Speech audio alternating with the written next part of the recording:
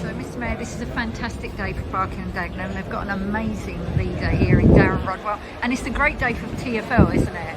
I'm so impressed with Darren Rodwell's leadership of Barking and Dagenham Council. I remember him lobbying me when I first became mayor about Barking Riverside. Barcelona on the Thames, he called it back then, and he was right, wasn't he?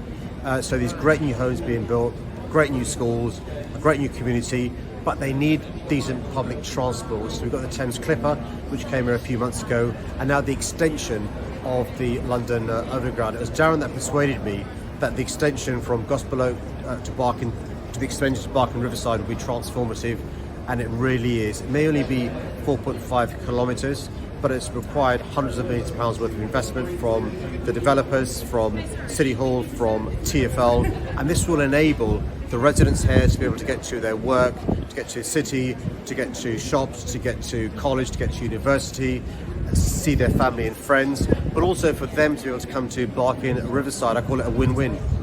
And this again shows, I mean, this is a fantastic station. It shows the importance of government funding a proper transport for London, doesn't it? Well, my concern is the government doesn't understand, they just don't understand the importance of investment in people and in places and in public transport. The reality is we've got a housing crisis. People have been priced out of our city. If that continues to happen, it means that we as a city can't contribute to the national economy. We contribute net about £36 billion to the centre, to the government, which they spread around the country. And the government's cutting its nose and spitting its face because they're not invested in London and in our public transport. And if they fail to do so, it means that we can't have good public transport, we can't expand public transport, which means we can't have good, genuine affordable homes, great communities like here in Barking Riverside. That's why it's so important for the government to give TfL a long-term capital deal, but also revenue support for 22-23. The only reason we need this support is because of the pandemic. So Darren's ability to build more homes, to have thriving communities, to have good public transport is made much harder with the government being anti-London. Can I just ask you, the recent fires across London on Tuesday that were horrific, and you rightly mentioned climate change, have surely highlighted the importance, the vital need to fund our emergency services properly and not give them ridiculous pay rises coming out of their own savings. Well, I was speaking to, we were in touch with the leader of Barking and Dagenham last week. He was rehousing these families in emergency accommodation, opening up public spaces to get them in. Dozens of families, dozens of businesses, have been devastated by this fire.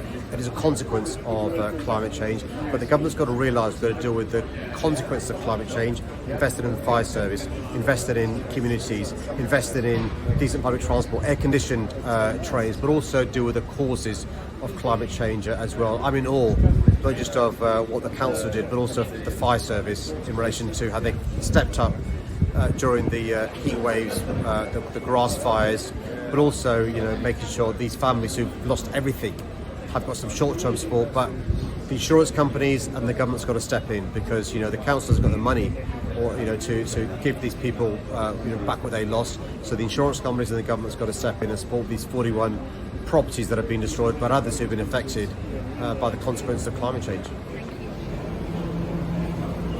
So Darren, here we are again, another fantastic opening for Barking and Dagenham. You must be very proud. I'm really proud. It's part of the whole jigsaw of Barking and Dagenham. The £6 billion that's been brought in the last 8 years, so it's future investment and there's more to come.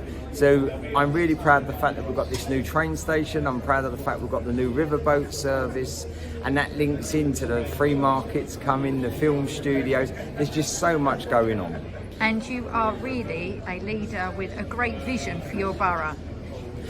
Well, it's teamwork. So yes, I have listened to what residents have said about their aspiration of change. At the same time though, we don't want gentrification. We've got to make sure it's for all aspirational people, working class background and heritage. And that's what we're doing in Barking and Dagenham. So even with the fire the other day, we were able to support those families, and at the same time, we know that our Reside product, that everyone goes, oh, that's not council housing. You're right, it's not strictly council housing, but it has housed some of those families that have just lost their homes, which naturally the council wouldn't be able to support. And today, Here we are, the opening of Barking Riverside Station, another important investment for the local community. They're now able to use the overground. It's really exciting. It's £327 million worth of investment, and that allows you from Barking Town Centre to be on the riverboat service within 10 minutes.